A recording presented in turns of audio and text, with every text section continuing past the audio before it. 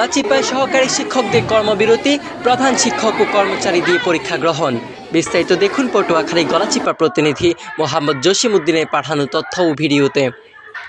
সরকারি প্রাথমিক বিদ্যালয়ে সহকারী শিক্ষকদের ৩ দফা দাবিতে চলমান কর্মবিরতির দ্বিতীয় দিনেও স্থবির হয়ে পড়েছে গলাচিপার প্রাথমিক শিক্ষা কার্যক্রম। ফলে বার্ষিক পরীক্ষায় অধিকাংশ বিদ্যালয়ে সহকারী শিক্ষকরা অংশ না নেওয়ায় প্রধান শিক্ষক ও বিদ্যালয়ের কর্মচারীদের দিয়ে পরীক্ষা নিতে বাধ্য হচ্ছে কর্তৃপক্ষ। সোমবার ১ ডিসেম্বর বার্ষিক পরীক্ষা শুরু হওয়ার পর মঙ্গলবার গলাচিপার বিভিন্ন বিদ্যালয়ে সকাল ১০টার পর পরীক্ষা শুরু করতে গিয়ে হিমশিম খেতে দেখা যায়। প্রশ্নপত্র ও খাতা হাতে নিয়ে পরীক্ষা কক্ষে প্রবেশ করেন প্রধান শিক্ষক ও কর্মচারীরা। সহকারী শিক্ষকরা অফিস কক্ষে বসে কর্মবিরতি পালন করায় পরীক্ষার শৃঙ্খলা রক্ষা ব্যাহত হয়। কয়েকটি কক্ষে শিক্ষার্থীদের হইচই, ছুটাছুটি এবং প্রশ্ন বুঝতে না পেরে হতবিহ্বল হয়ে বসে থাকতে দেখা যায়।